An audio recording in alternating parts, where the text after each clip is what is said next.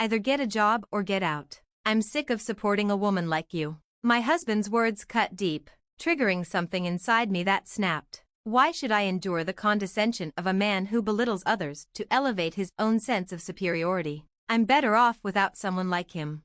My name is Melissa. I'm 36 and I juggle work with homemaking as a freelance illustrator. I've always been passionate about art and pursued it through college. After graduating, I worked at a design firm, but when I turned 30, I decided to go independent. I wanted to express myself creatively on my own terms. At that time, I was single and excited about living life my way.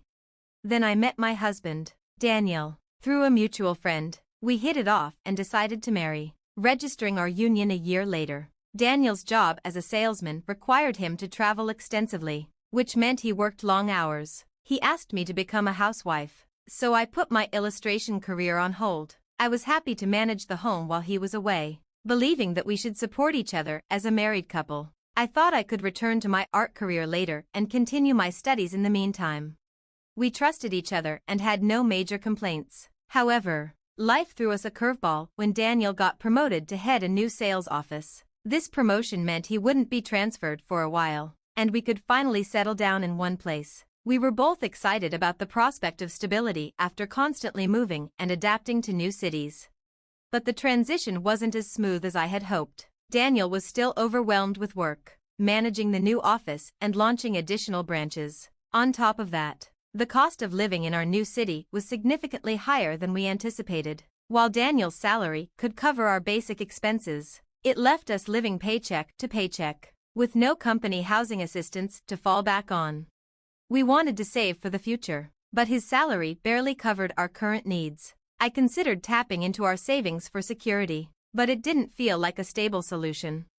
I asked my husband if it would be okay for me to work, as long as I managed the house well. He seemed unsure but eventually agreed, though he emphasized that I needed to keep up with the household chores. His response felt a bit off, but I figured he was just adjusting to the changes. I was excited to start my new job after all these years. However, things began to change for the worse. My husband started criticizing the meals I prepared, which he never did before. He complained about the food being subpar and even accused me of cutting corners, which felt unfair. When I explained that I found deals on ingredients to save money, he snapped, accusing me of implying his salary was too low. I was shocked by his reaction and struggled to understand why he was twisting my words. He yelled at me, saying I was ruining things by working instead of focusing on housework. I wanted to argue back but decided against it, thinking he must be stressed from his new responsibilities. I apologized, hoping he was just tired and would calm down. Despite my efforts, his attitude worsened. He started nitpicking everything, demanding that I handle chores to his exacting standards, and even questioned where his clothes were or whether I had shined his shoes. He seemed like a different person, constantly yelling and becoming more critical. Balancing housework and my job proved harder than I expected. I tried to work around the chores, but my husband's high standards meant that housework took up most of my time. When I suggested he help with the chores, he retorted that my job was worthless and that I should quit. He began to belittle me as just a housewife, using it as an insult. His constant criticism and refusal to help made everything feel overwhelming, and my distrust in him grew. Even though I was working, I was still treated like a housewife. I didn't understand his logic. My pay was low, but that was because he kept interrupting me, making it hard to get more work done. Frustrated, I decided to focus more on my job and do fewer chores. One day, while cleaning, I found his old pay stubs on his desk. Out of curiosity, I looked at them and was shocked to see that his salary was about half of what I had been told. I wondered where the extra money was coming from. He had supposedly gotten a promotion, so why was his salary lower? I couldn't find any old pay stubs from before the promotion, and I felt certain something was wrong. Then, my husband's uncle called. He said he had lent my husband a lot of money and was wondering when he would be paid back. It dawned on me that my husband had been covering the salary gap with loans from his uncle. I was devastated. I apologized to his uncle and promised to pay him back. Even though I felt awful, the uncle was kind and said to repay him when we could. That night, I didn't mention the debts or the pay stubs to my husband, but my frustration with him grew. He continued to belittle me, criticize my cooking and cleaning, and interfere with my work. When I tried to stand up for myself, he slammed his fist on the table and insulted me, saying I was wasting money and questioning who was providing for us. I was done with his behavior. I told him that I was doing my part and that his words were contradictory. I didn't want to put up with his insults anymore. He said I should start earning money if I wanted to complain, and I thought he should do the same. I stayed silent as he continued to insult me, saying I was a burden and that I should leave if I wasn't going to work. His triumphant look as he said these things sent a shiver down my spine. He probably thought I'd apologize, but I was ready to leave. I grabbed my packed bags and started to walk out. "You can't do anything on your own anyway," he said. I gave him a cold look and said, "I'm leaving this behind." I slapped the divorce papers I'd gotten from the city hall onto the table. He looked stunned and didn't know how to react.